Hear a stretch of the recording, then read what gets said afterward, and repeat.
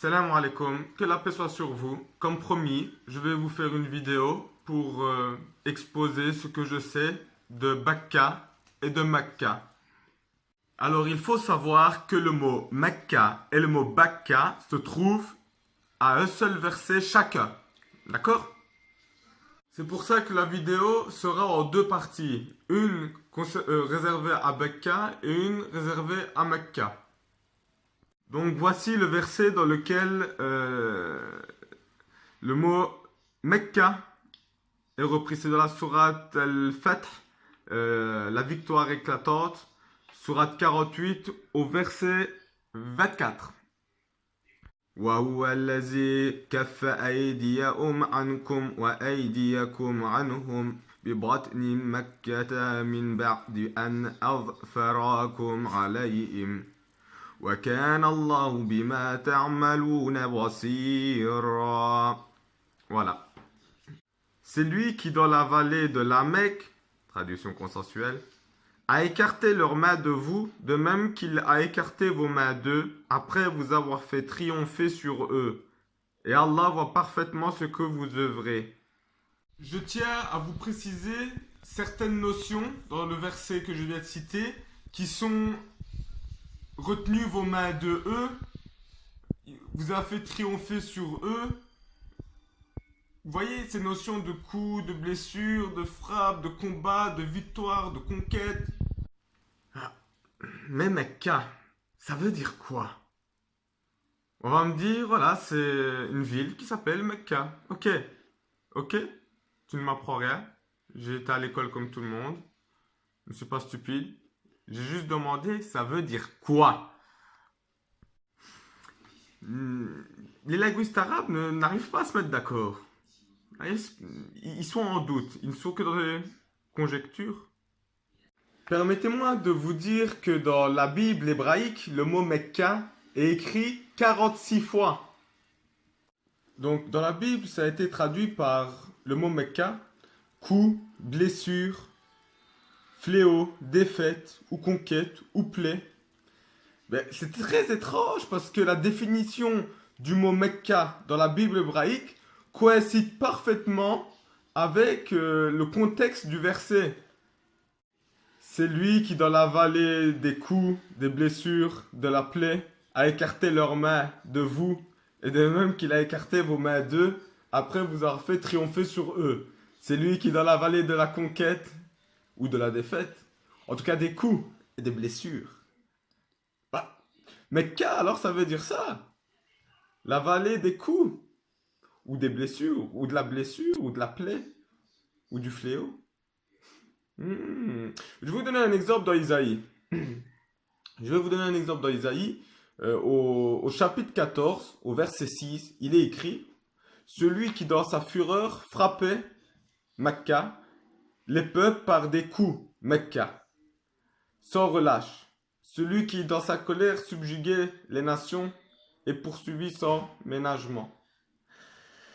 Ici, même dans la Bible hébraïque, à chaque fois qu'on parle de Mecca, c'est dans un contexte de combat, de coups, de blessures. Maintenant, passons à Bakka.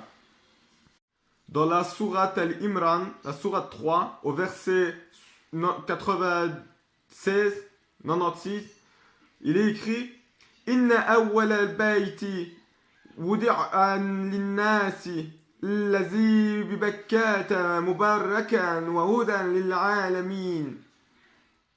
Je vais attirer votre attention sur plusieurs termes ici évoqués dans ce verset. Donc je vais d'abord vous faire une traduction consensuelle toujours.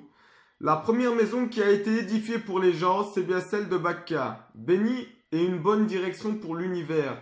Je vous attire votre attention sur la notion de maison pour les gens.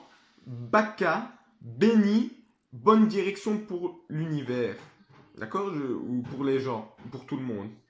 D'accord? Je veux vraiment attirer vos attentions sur ces termes-là, sur ces notions-là, parce que pour voir de quoi il s'agit, en parlant de Bakka, il vous sera utile de connaître ces quelques éléments. Commençons déjà à savoir ce que veut dire Bakka. Bon, en hébreu et en arabe, là, au moins, on va se mettre d'accord. C'est pour parler des pleurs. Voilà. C'est pour parler des pleurs. La lamentation, les pleurs. Lamentation, ça passe un peu moins parce qu'on pense direct à un mur. Mais bon, on va pas rentrer dans cette théorie tout de suite. Hein. Continuons. Je vous invite à aller regarder le psaume 84. Il est écrit plusieurs choses intéressantes, mais je ne vais pas lire tout le psaume. Je vais juste lire quelques versets dans le psaume que je vous laisserai le soin d'aller vérifier par vous-même. Donc, je vois au premier verset des fils de Koresh. Des fils de Koresh. Ah, c'est bizarre, en hébreu c'est écrit Korech. Et Korech, retranscrit en arabe, ça donne Koresh. Bizarre, étrange, hein? Ça me dit quelque chose. Continuons.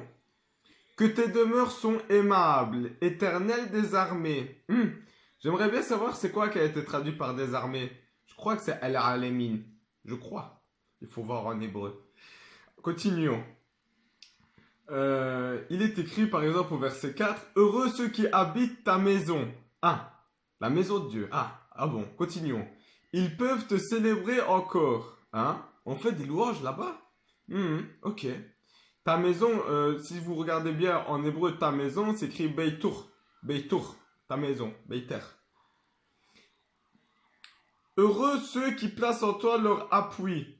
Ils trouvent dans leur cœur des chemins tout tracés. Hein? Des chemins tout tracés dans leur cœur? Mais, Hudan? Hudan? Bon, c'est bizarre. Hudan lil alamin? Ok, continuons. Lorsqu'ils traversent la vallée de Bakka, la vallée des pleurs, il la transformait en un lieu plein de sources. Plein de sources. Mubaraka. Et la pluie la couvre aussi de bénédictions. Ah ouais, Mubaraka. En hébreu, c'est bien écrit Baraka. En effet. Je pense qu'on peut arrêter là, mais je vous invite à aller regarder par vous-même. Vous trouvez pas ça étrange, la similitude? Et elle est où cette vallée? En Arabie? Ou à Jérusalem? À vous de vous faire votre opinion. Un dernier élément. En réalité, les ulémas, ils nous disent que Bakka, c'est l'ancien nom de Mecca. Et ils n'ont pas totalement tort. La vallée des plaies ou la vallée des larmes, c'était la même vallée. Sur ce, mes amis, je vous souhaite à tous la bénédiction et soyez en paix.